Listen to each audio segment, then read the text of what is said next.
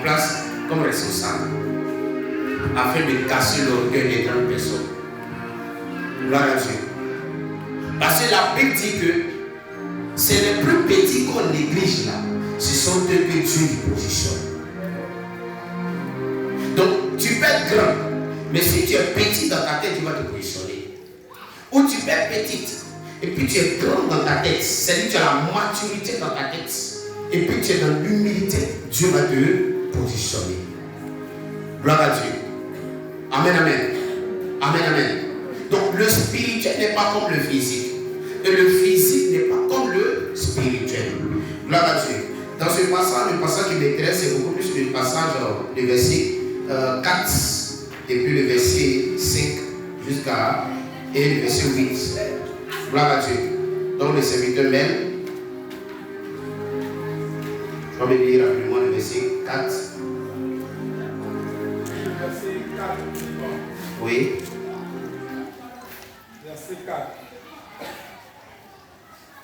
Comme il se trouvait avec eux, il leur recommanda de ne pas s'éloigner de Jérusalem, mais d'attendre ce que le Père avait promis. D'attendre ce que le Père avait promis. Je ne sais pas qu'est-ce que Dieu t'a promis, je ne sais pas qu'est-ce que Dieu t'a dit. Mais je sais une seule chose, si Dieu a parlé dans ton affaire, quelles que soient les années, quel que soit le temps que ça va prendre, la parole qui va s'accomplir. Amen. Gloire à Dieu. Amen. C'est comme ça que Dieu fonctionne. Si tu vas acclamer à toi, Dieu. Amen. Amen. La parole de Dieu, elle n'est pas pourrie. La parole de Dieu, ce n'est pas une graine pourrie. La parole de Dieu est une graine bien portante, c'est-à-dire qu'il y a tous ses sens. Et quand la parole de Dieu tombe sur une terre qui est toi, quel que soit le temps que ça va prendre, aucun oiseau ne pourra bouffer ça. Aucune bête ne pourra bouffer cette graine, quel que soit. Elle va durer sous le sol parce qu'elle veut bien fixer ses racines. La parole de Dieu est comme un baobab. Lorsqu'il veut sortir, il prend son temps de fixer bien ses racines.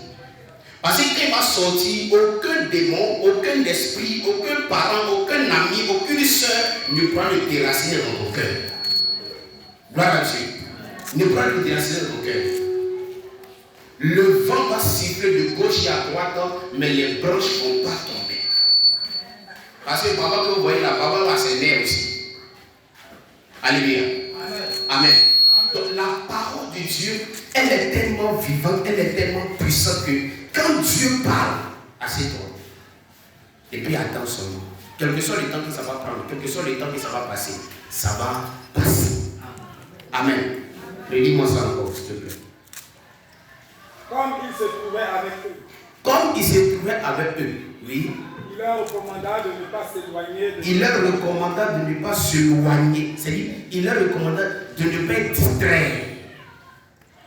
Dieu te recommande, lorsque tu as quitté chez toi à la maison et tu es venu ici, Dieu te dit de ne pas être distrait. Parce qu'il t'a dit quelque chose chez toi à la maison. Il t'a révélé quelque chose chez toi à la maison. Et il dit, quand tu vas venir, ne sois pas distrait. C'est-à-dire, ne te loigne pas, ne sois pas distrait. Amen. La distraction vient dans plusieurs sens. La distraction peut venir par une soeur que tu vois auprès de toi. Et tu vas oublier ton objectif.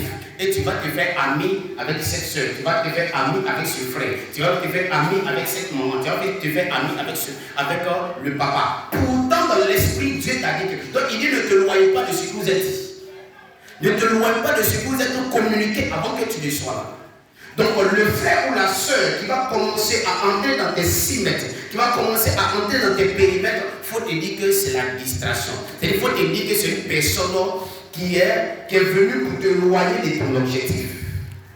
Ou toi-même tu peux te loigner de ton objectif par ta distraction. Par la distance que tu vas mettre entre toi et la communication que toi et Dieu vous êtes dit. Est-ce que je parle à l'esprit de quelqu'un? Amen. Amen. Oui.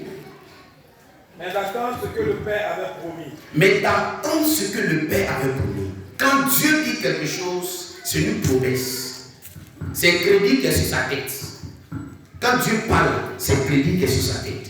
Quand une promesse, c'est quoi? C'est crédit. Donc, lui, son crédit là, ça ne reste pas. Le temps que ça va prendre, il va payer son crédit. Mais seulement que ça va prendre un bon temps, parce qu'il doit prendre le temps pour fixer ça. Il va prendre le temps pour creuser ça. Et Dieu ne vient pas donner sa parole là sur une terre déjà qui est déjà fertile. Non, non, Dieu plante sa parole dans le désert. Est-ce que je parle à la la parole de Dieu ne vient pas sur une terre qui est déjà où la pluie est tombée dessus, où il a plu dessus, où le lieu est bien labouré. Non, non, non. Dieu ne plante pas sa parole sur une terre qui est déjà labourée et propre. Dieu plante sa parole au désert. Dieu prend sa parole dans les difficultés. Dieu prend sa parole dans un cœur attristé. Dieu prend sa parole dans un cœur découragé. Dieu prend sa parole dans un corps où il y a des esprits. Et quand il prend sa parole là-bas, cette parole-là est cette lumière. Avec la parole de Dieu est une lampe à votre pied. La parole de Dieu chasse plutôt. Gloire à Dieu. La parole de Dieu disperse les démons. Et lorsque ces paroles seraient séchées dans ton cœur, immédiatement les esprits vont commencer à plier parce qu'ils vont commencer à se dire qu'il y a un nouveau locataire qui vient pour occuper la maison. Donc ils sont obligés de déménager. Donc ces paroles au désert là, va prendre le temps. Gloire à Dieu. Va prendre le temps. Mais quel que soit le temps que ça va prendre au désert, qu'elle va pousser, aucun oiseau ne pourra toucher, quel que soit le ver de terre, quel que soit même le serpent du désert ne pourra pas toucher. Amen. Et quand Dieu va commencer à arroser dans le désert, ça ne sera plus le désert, ça sera désormais étouffé, ça sera désormais le jardin d'Éden. Vous pensez que le jardin d'Éden, c'était des herbes qui étaient là-bas avant? La Bible nous le dit clairement, c'était vide, c'était le désert. Il n'y avait rien.